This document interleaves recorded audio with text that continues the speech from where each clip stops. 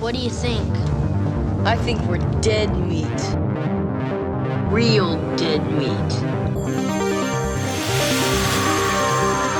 You're dead meat! Go ahead and laugh, you guys. If I ever find a little bastards that did this, they're dead meat.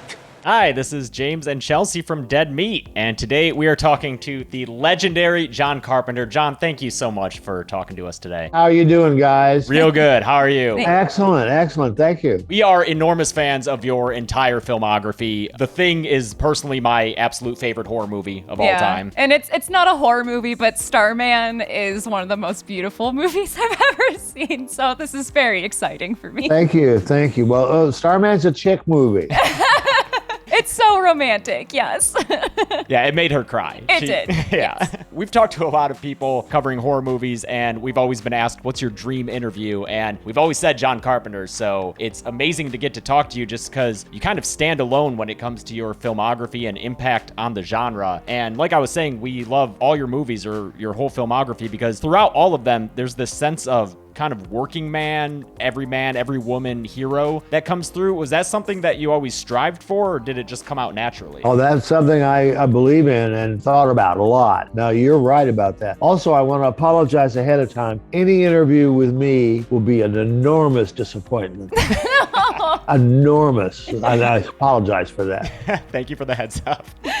Well, I love hearing that that's so intentional because James and I both were from Detroit originally. Both of our dads worked in auto factories. My dad was a tinsmith in a Ford plant when I was a kid. So, I mean, the opening of Christine just hits like such a specific place for both of us. And I love hearing that. And even before the interview, we were talking about how Laurie feels kind of like an everyman type character. Like being a babysitter is a job that you have when you need some cash and you're in high school and, you know, don't have parents who can just give you money.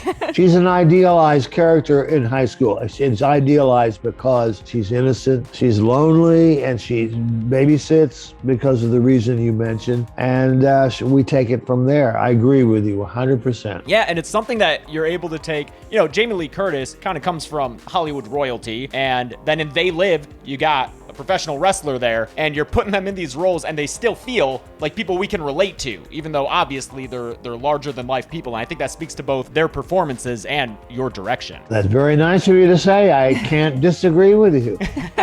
Totally agree. You know, we've been doing a lot of Halloween events this year, as we do every year, and it seems like every place we're at, we hear the Halloween theme. It is just perennial, constant, always just in your head. And we were wondering last night, we were like, I wonder if John ever gets sick of hearing that tune that he composed 40 years ago. Every Halloween season that rolls around, are you like, oh man, I'm gonna have to hear my piano again? No, I don't look at it that way. I listen to the Halloween theme and I hear the tinkle of money. We were at an event last night where the theme was playing and we were like, wonder if John's getting royalties for this right now. I put my hand out and Halloween plays and coins arrive. Oh man, I admire the hell out of that. We also know that you are a big video game fan. Oh yeah. Do you have any recommendations for Oh some for Lord. us to check out? Well, what do you guys play? What kind of games do you like? I like point and clicks. Like I love Myst. Myst is one of my favorite games. All right. Yeah, so puzzle games are my thing. I've been playing Fallout 76, the new Fallout game. I really like it. Mm-hmm. I took a break and put in Crash Bandicoot. Are you familiar with Crash? Oh, Played yes. it a bit as younger, yeah. I love Crash. He's a lot of fun.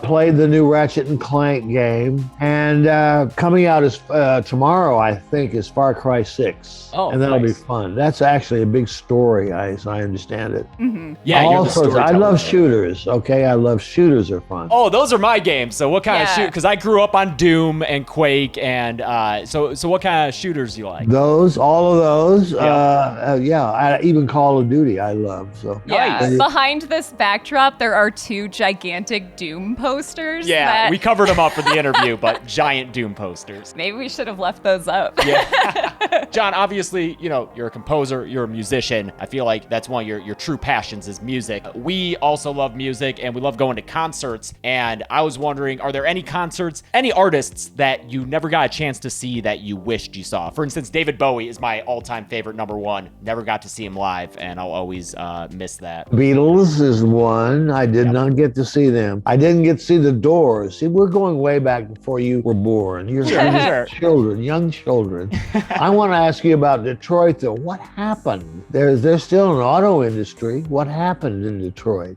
Why did it die? A lot of the manufacturing is not in the U.S. anymore is the thing. A lot of it, I think a lot of Ford cars are made in Mexico, actually. So it's like the business end of it is still in Michigan, so that's very much there. But yeah, that's why the factories and that kind of working class got so gutted, because it was cheaper to make it. And then also the city was built to accommodate a huge number of people, I think like 2 million, but then there weren't enough people to fill it, especially when people started to move to the suburbs. And so the tax base wasn't there and the city was just too big, and that's why you have all those streets with abandoned houses. And it's been kind of making a resurgence. Yeah, we were just back home and they really revitalized the whole riverfront, which is great. A lot of times in cities you don't have walkable space, but Detroit's really making an effort to make the city walkable, which I think is very cool. Very good, very good. I hope it comes back. Me too. Yeah, if you ever get a chance to visit, I think now it's good enough to visit now. Oh, absolutely. Okay, all right. John, thank you so much for your time. Like I said, dream interview for both of us. Huge fans of your work. Yeah, hopefully one day we'll get you a Coney dog in Detroit.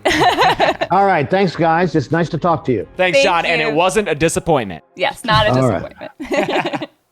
We're here today with David Gordon Green, director of the new Halloween trilogy. I think we can just go ahead and say, how's it going, David? Going great. How you guys doing? Good. Good, very good. We were just chatting before we came in here to talk to you, and we wanted to double check, looking at your filmography, that this was in fact, or Halloween 2018 was in fact your first horror movie, and it was, right? It was. I'd been trying to get into the genre for a number of years and flirted with projects that never ended up happening. And so when I got this, I'll call it an invitation from Jason Blum and John Carpenter to be a part of this, it was just an incredible opportunity to explore something I knew a lot about as a fan, but had never gotten involved in the actual execution and technicalities of a horror film. Yeah, that's quite a dive into the deep end, is taking up the mantle of one of the most beloved horror movies, horror series of all time. I just love the contrast between this and your earlier work, like, Pineapple Express, Your Highness, which, by the way, I saw on a first date with someone. One of my most, I think about it and I still want to die. Do not recommend for a first date movie. That's amazing. I will remember the puppet scene for the rest of my life. I love that. That's a great story. Yeah, so I think it's a very romantic, unappreciated film. So I'm glad to hear. Yes, very much so.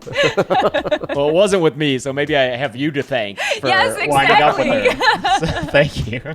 But yeah, how great. intimidating was that to, take on the genre, especially horror, which can sometimes be a little insular. We try to open it up to everybody, but some fans can be a little protective of it. So were you worried about, doing those fans wrong? I wasn't really worried about that wasn't my anxiety, because I'm one of them. So if anything, I was like, I'm glad I'm going to be here for quality control. So because I had a lot of things that had frustrated me over the years, as much as I like and appreciate elements from every film in the Halloween franchise, I always go to the first one, in a lot of two, but mostly in Carpenter's original 78 film. And so wanted to, with my writing partner Danny McBride and Jeff Radley in our first outing, to really honor what John and Deborah Hill had created, and then expand it and put our signature and fingerprint and make it distinctively ours, because I'm a self-indulgent filmmaker like every director, and I try to inject myself into everything I do. But inheriting a title like this, as much as it is a responsibility and a pressure, for me, I just looked at it as an amazing opportunity. So in a way, it's almost like horror fans can live a little vicariously through you getting to do this. I think horror fans all have some movies that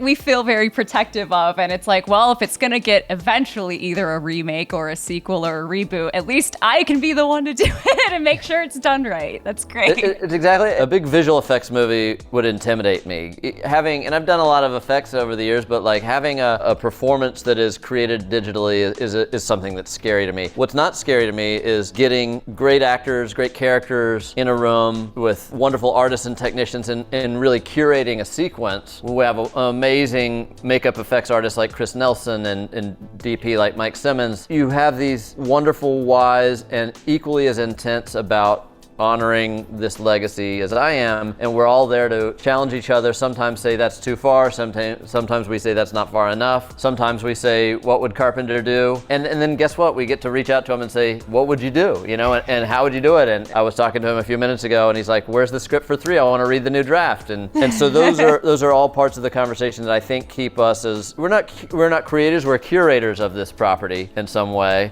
We're the caretakers. And there's something that keeps us honest by having this team assembled of fans, and then the legacy voices. You know, Nick Castle, who played the Shape in the original film, was on set day 1 for Halloween Kills, and he's there to guide us and inspire. James Jude Courtney, who plays the Shape in our film, and he's there to inspire us and encourage us, and we get to look to him for counsel, and that's amazing. So in that way, did it almost feel like when you first started Halloween 2018 that you came in and it almost felt like people knew what they were doing already because so many people were around from the original, and there was this sense of like, all right, we're back at work doing what we know how to do? It took a minute. Everybody's looking at each other and sizing each other up and thinking, where does this franchise go? Because it's taken some pretty radical detours over the decades, and so what are we gonna do? You know, it's like you got the key to your pop's Ferrari, and you don't want to just cruise at the speed limit down Main Street. You want to do something weird and get wild. So there are those instincts that are undeniable, and you have to navigate yourself a little bit. And when do you push the gas and when do you pull back? Yeah, I think helping you get wild with these movies is, as you mentioned, Christopher Nelson, your makeup effects artist, whose work is incredible in these, and he has plenty to do in these films. Whose idea was it to stick him in a little role in Halloween 2018? Because we first saw that movie, and he's so funny, and I was like, who's this guy? And then I looked him up, I was like,